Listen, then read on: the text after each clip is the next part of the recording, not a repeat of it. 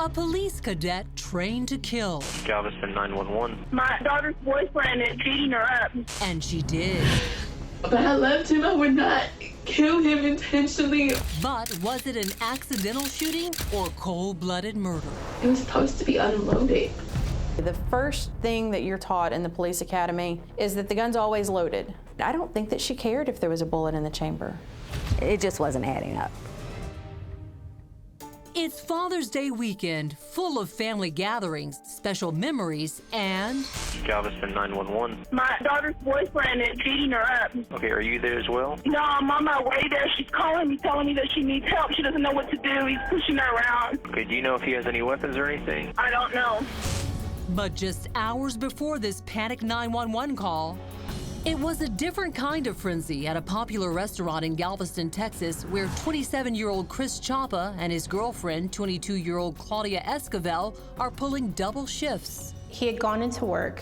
It was a busy time, lots of brunches, lots of reservations at the restaurant. But Chris isn't just busy on this Father's Day. He's heartbroken. 4 years earlier, he lost a baby with his then high school sweetheart. Christopher never really recovered from losing his daughter.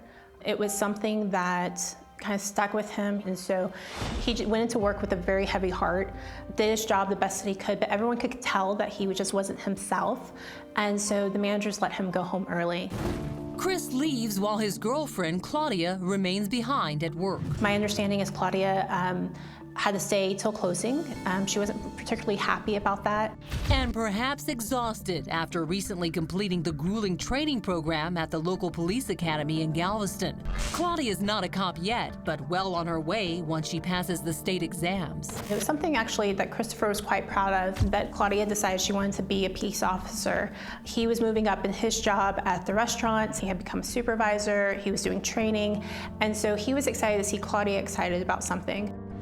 Around 11 p.m., Claudia wraps up her shift at the restaurant and heads home to the apartment she shares with Chris.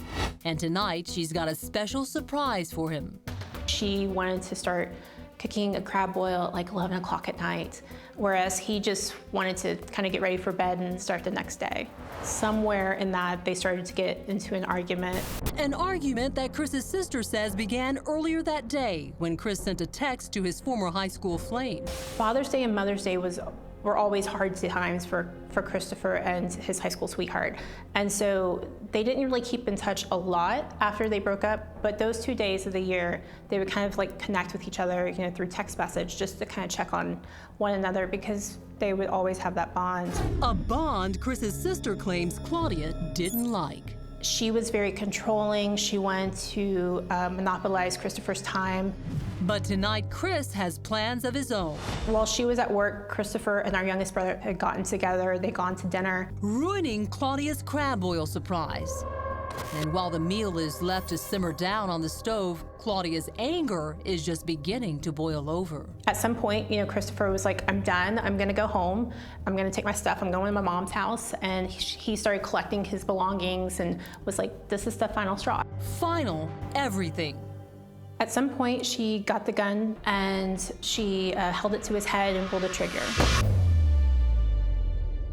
Chris collapses to the floor. It was one shot to the back of his head, and that was it. And instead of calling 911 to get help, she called her mother. Several crucial minutes will pass before Claudia's mother calls 911, and she will not mention the shooting or request an ambulance. Is this your friend? It's my daughter. Oh, your daughter? Yes. And you said her boyfriend's hitting her? Yes. Okay, and he's still there? Yes. Do you know if your daughter needs any kind of EMS treatment? I don't know. Detective Sollenberger is one of the first to arrive on the scene and realizes this domestic disturbance call is something else. Homicide. Chris was killed with a single gunshot wound to the head. The entrance wound was behind his right ear towards the back of the head. Chris lays bleeding to death with a mortal gunshot wound. And his girlfriend, Claudia? She's nowhere to be found. Officers contacted dispatch and Dispatch did a little backtracking and contacted her mother. Her mother then said, this is where Claudia is. At that point, she was in custody. Claudia is escorted to the county jail by major crimes detective Hector Dominguez Jr. She confirmed that she did want to talk about the case, so I took her back to the interview room, where a video camera records her every word. As I was walking you downstairs, you said you wanted to talk to me. I want to talk to you. Like I said, I'm not going to bull you. I'm not going to sugarcoat anything. You said you wanted to talk to me, so I want to talk to you, okay? You understand that you are under arrest, right? Okay, gotcha. Well, I guess we can start with what happened. It's basically another fight, like, that consisted throughout the whole day, you know, but I went through the trouble of making, like, a crab steam pot and everything, right? Well, you know, he gets there and he, like, gives me his kiss. He's like, hey, you know, kind of act like nothing happened. And it just, like, starts escalating. I was like, whatever, Chris. So then he goes and gets in the shower, and I go in the shower. I'm like, really? You're just gonna, like, vouch? You're not even gonna eat dinner with me. I'm sitting here waiting for you. He's like, oh, you and your crowd. I don't care, da-da-da. Acted all ugly, and I was like, fine, whatever. I was like, I'm just gonna put it away. Claudia puts the food away and takes out something else, a gun.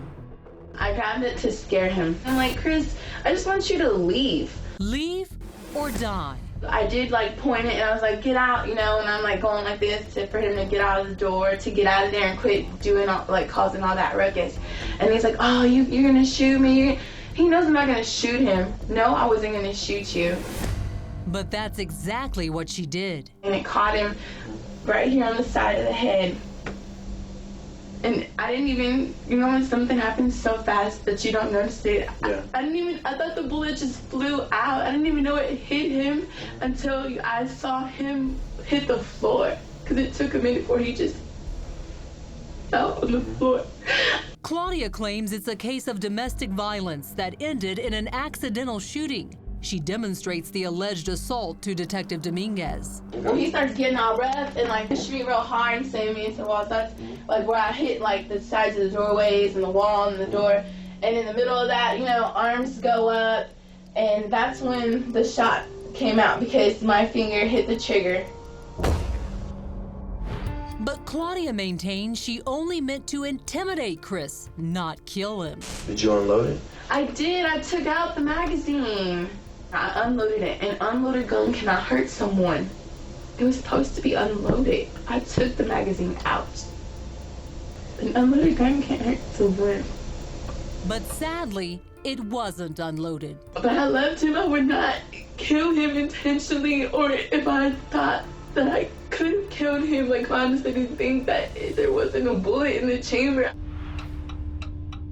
While Claudia tells her side of the story at Galveston Police Headquarters, investigators are collecting evidence at the crime scene, which tells a very different tale. The evidence just didn't fit the pieces with her saying that he was refusing to leave. Up next, Claudia claims it was an accidental shooting. Investigators point to evidence of cold-blooded murder. Sorry, let me interrupt you again. That way we're on the same page. Don't me. This did not look like an injury that could occur from a struggle.